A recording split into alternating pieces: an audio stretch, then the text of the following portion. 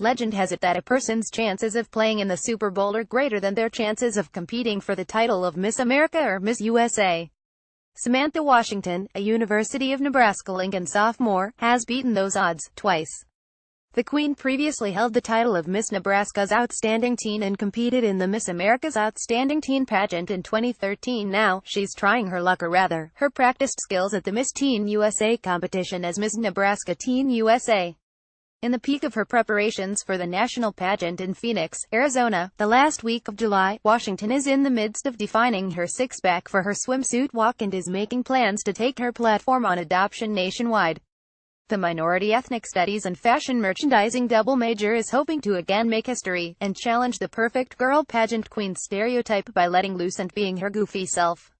Abby Wolf, you've been competing in pageants for a few years now and clearly have a knack for them. How did you become involved in pageants initially? Samantha Washington, I was a competitive cheerleader and competitive dancer for 12 years until I chipped my kneecap while tumbling, and I couldn't do the things that I wanted to do anymore. I was in a wheelchair for 6 months.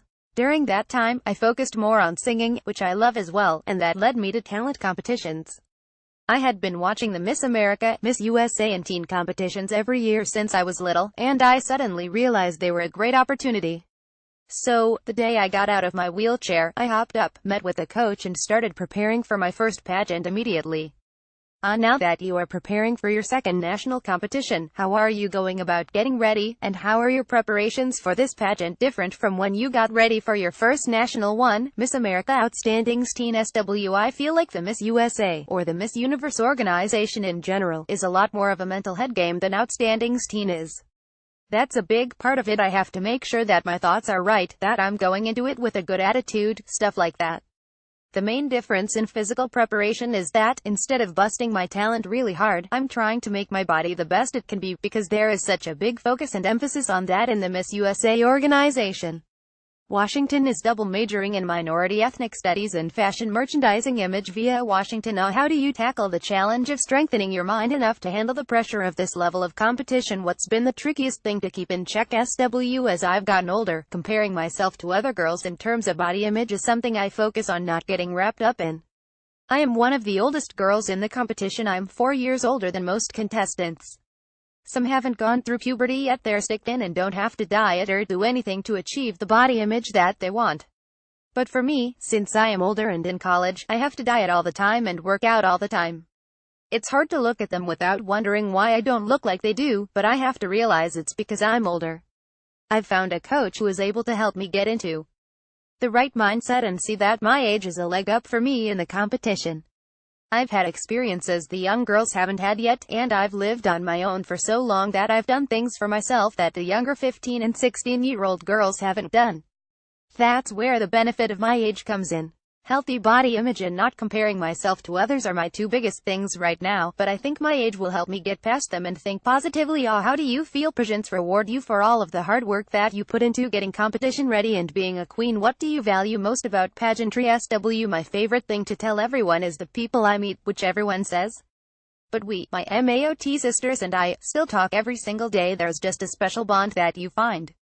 Some of my teen sisters are competing in the older age categories now as Miss contestants this summer. It was really awesome when everyone started winning their state Miss America titles. I don't even know how many there were because we were crying and bawling for each other. We were so happy and proud.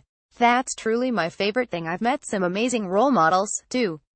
You are the first woman in Nebraska to hold teen titles in both the Miss America and Miss USA organizations.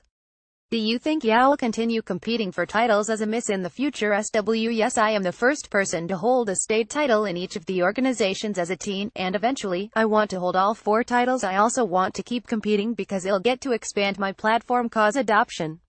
With this title, it really hit me that the title was mine to use for something good. When I had my Snapchat takeover of the title holder account, people sending me stories about their adoptions or their friends' adoptions and telling me how excited they were to feel understood because I'm adopted too brought me to tears. Washington, a sophomore, is on the verge of making history for her pageant successes. Image via Washington. How does your personal experience with adoption affect the way you interact with pageants where mom-daughter relationships are prominent? SW Well, my mom is a crazy pageant mom, only because she understands how badly I want it, and she pushes as hard as I do to help me achieve it, much like any biological mom-daughter pageant duo. For me, I've never felt my adoption as isolated characteristic. I am adopted and I've always known that, but I am my mother's daughter and there's nothing that could ever change that. Pageants have brought up questions about my biological history and my family, and I love to talk about that too. Sometimes, I get asked if I feel like my mom isn't really my mom because I'm adopted, but no, she is my mom. And in pageants, it becomes even more evident, because that's something we do together. Even though we butt heads a lot during them, she pushes so hard and tries so hard, and she gives me everything that she can so that I can do the things that I do. Your adoption story in itself is inspiring. How do you take your experience one step further to help other adopted kids? How would having a national title promote your efforts? SW every year, I organize a stuffed animal drive for kids who have been adopted. It's the first thing they receive when they're adopted. I still have my first stuffed animal. If I win Miss Teen USA, they'll be able to take the drive to a national level and get more people involved in it. Besides making an impact with your adoption platform, and in the spirit of asking at least one cheesy pageant interview question, what legacy do you hope to leave behind as Miss Nebraska Teen USA, and potentially Miss Teen USA SW? I am the first Black Nebraska Teen USA and the first Black Miss Nebraska's Outstanding Teen, so that is kind of my legacy already. Also, I obviously want to be the first Nebraska Teen USA to take home the title of Teen USA. I've been told we have a good shot at doing that this year, so that's exiting. But other than that, I want to be known as the weirdest Nebraska Teen USA, because I am all the girls seem so normal. The queens who have worn the crown before me seem so perfect. They're real girls, yet they come off as these perfect, beautiful visions of light, like angels. And that's not necessarily me. Girls try to act like they are perfect and like their lives are perfect, because that's how they think they are supposed to act. I used to think that too, but after I met my sisters at MAOT and saw how fun-loving and silly they were, I realized the title wasn't about creating a perfect image of a person, but being a real person.